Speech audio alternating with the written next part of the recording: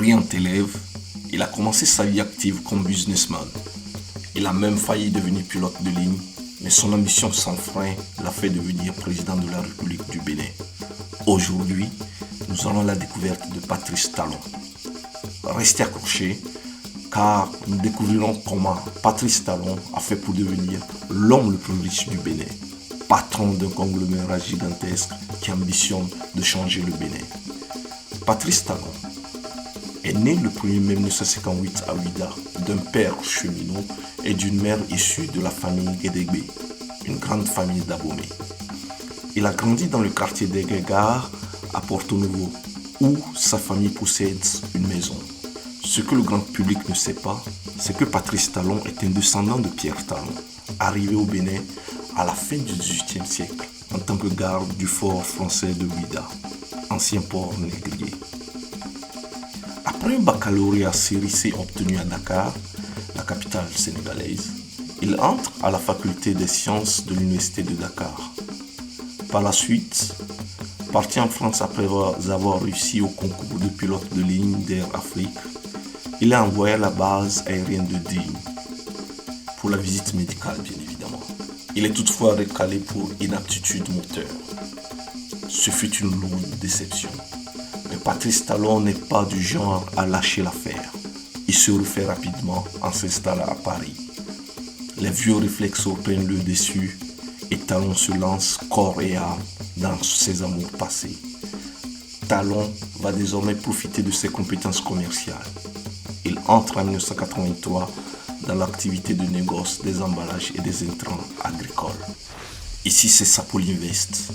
Merci de nous apprécier et de nous soutenir en vous abonnant et bien sûr en mettant un j'aime. Une ascension fulgurante qui va amener Patrice Talon à finir dans le classement des hommes les plus riches d'Afrique dans le magazine Forbes. Ce magazine le classe comme l'homme le plus riche du Bénin en 2015, avec des avoirs estimés à plus de 400 millions de dollars. Quelle fut donc la stratégie de Patrice Talon? Depuis 1985, Patrice Talon a mis en place progressivement un tissu industriel d'envergure sous la coupole de la holding SFP, Société de financement et de participation, basée au Bénin. Cette holding est majoritaire dans les filiales béninoises. Sa stratégie au début est toute simple: réussir à remporter des appels d'offres auprès de la SONAPRA, la Société nationale de promotion agricole. Dans une interview, il dira: à l'époque, le régime était à bout de souffle. L'économie libérale avait été proclamée comme nouvelle orientation. Jeune commerçant ayant démarré en France, je rentre au Bénin et je ramasse tout ce qui me passe sous le nez comme appel d'offres. Bien évidemment, restez toujours avec nous car à la fin de la vidéo, nous vous présenterons les 3 secrets qui font la force de Patrice Talon. Mais en attendant, continuons notre découverte. Le jeune guépard étant peu à peu de ses crocs et son empire industriel commence à se mettre en place. En 1991, quand chute le régime marxiste de Mathieu Kérékou, arrive au pouvoir le démocrate Nicéphore Soglo. Cet événement va marquer un tournant décisif pour le Bénin, mais également pour les activités de Talon. En 1990, à la suite des recommandations de la Banque mondiale, dans le cadre de l'accord de libéralisation économique mis en place dans les États ouest-africains, le Bénin était appelé à se désengager de la filière de la production de coton. Nicéphore Soglo, arrivé fraîchement à la tête du Bénin, et entreprend de restructurer la filière du coton. Astucieux, Talon s'engouffre alors dans la brèche ouverte, obtenant ainsi un agrément exclusif lui permettant l'implantation de 3 usines d'égrenage d'une capacité de 25 000 tonnes chacune. Patrice Talon, désormais surnommé au roi du coton, voit ses affaires croître rapidement. Le King est désormais installé à l'international, présent au Burkina, au Mali, en Côte d'Ivoire et au Sénégal. Talon siège également au conseil d'administration de 2 groupes en Côte d'Ivoire: la Société ivoirienne d'engrais et de phytosanitaire, CAPCI, et le spécialiste dans le phytosanitaire, AFChem Sofaco. Mais cette monstrueuse croissance de ses affaires va connaître un coup d'arrêt. Mathieu Kérékou revient au pouvoir en 1996 sous le manteau désormais de démocrate capitaliste et va jouer à fond sur le libéralisme économique. Il va alors poser un geste qui contrecarre les plans de Talon. En effet, le nouveau président Mathieu Kérékou ouvre le secteur agricole à la concurrence en autorisant 5 opérateurs à rivaliser avec les entreprises de Patrice Talon dans les activités de la filière coton. Patrice Talon voit alors son influence diminuer. De nouveaux opérateurs économiques, souvent encouragés par le président, obtiennent à leur tour des licences d'installation d'usines. La filière coton devient vite très pléthorique et très mal organisée sous Kérékou.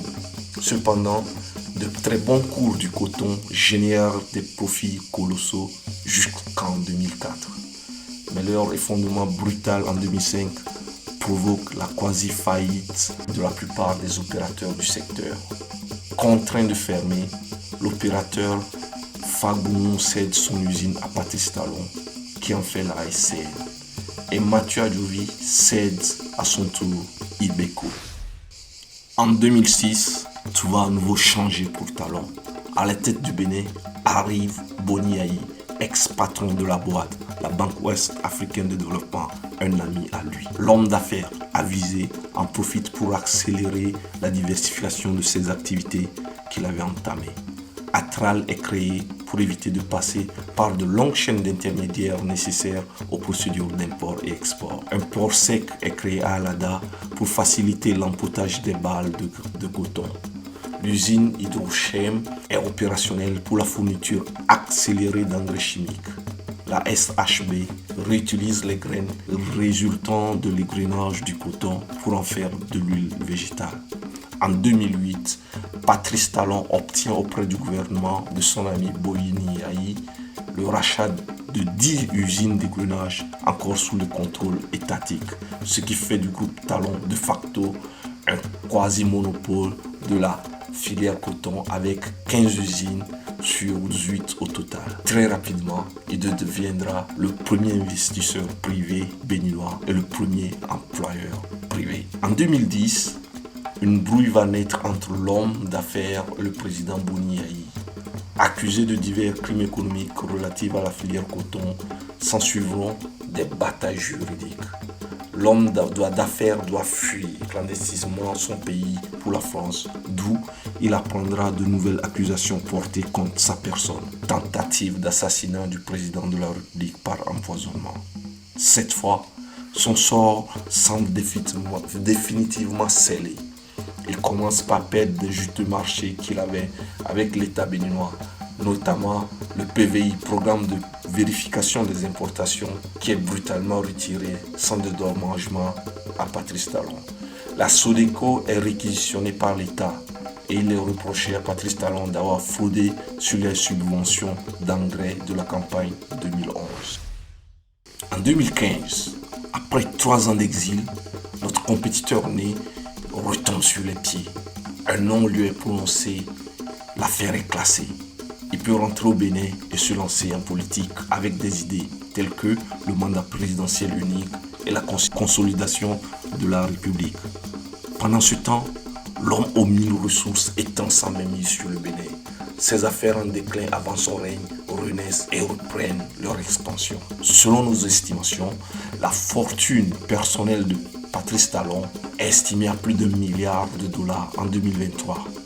Et si vous voulez savoir, dans quelques instants, l'ensemble des sociétés qui de nos jours rapportent annuellement des centaines de milliards à Talon, ne quittez pas la page. Soyez là, accrochez-vous. Mais avant cela, n'oubliez pas, commentez, abonnez-vous. Depuis 1985, Patrice Talon a mis en place progressivement un tissu industriel d'envergure sous la coupole de la holding SFP, Société de financement et de participation. Cette holding est majoritaire dans les filiales béninoises suivantes. La SDI, année de création 1985, c'est la Société de distribution intercontinentale.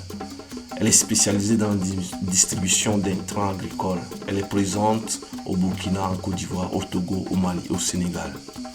En 1990, naît les industries cotonnières associées, ICA.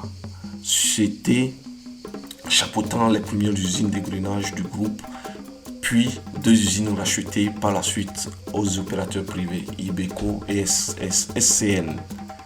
En 1997, naît la Société des huileries de Bohicon, SHB, participée à hauteur de 25% aux côtés du groupe Sifka, capital de la SHB, avant de la racheter en 2006 entièrement. En 1998, naît l'agence de transit de logistique Atral, société spécialisée dans le transit avec pour objectif d'optimiser les opérations d'importation et des exportations. En 2003, la CEGIB Novotel, actionnaire majoritaire dans Novotel Bénin. En 2008, Société de développement du coton, la Sodeco, qui est issue du rachat de 10 usines appartenant à la Sonapra, la Société nationale de promotion agricole. En 2011, naît Bénin Control, société chargée de la conduite de la réforme du PVI, programme de vérification des importations. Pour ajouter les sociétés d'envergure de la Côte d'Ivoire, notamment Afchem Sofaco, l'un des plus gros distributeurs ivoiriens de produits phytosanitaires,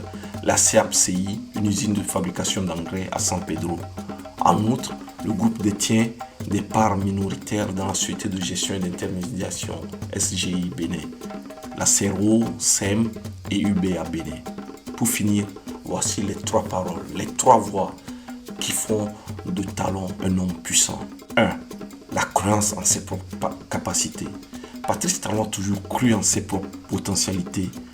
Il se sait capable de l'impossible et n'hésite pas à pousser plus loin ses propres limites, tellement sa foi en soi est énorme. 2. C'est un homme obstiné. Quand il a une idée en tête, il doit aller au bout. Il ne lâche rien. Il va à la limite. Certaines fois, il semble être un taureau fonçant droit sans aucune peur. 3. Il est résilient.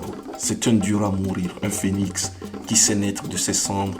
Aujourd'hui, président de la République du Bénin, nous espérons que son expérience dans les affaires profiteront à son pays.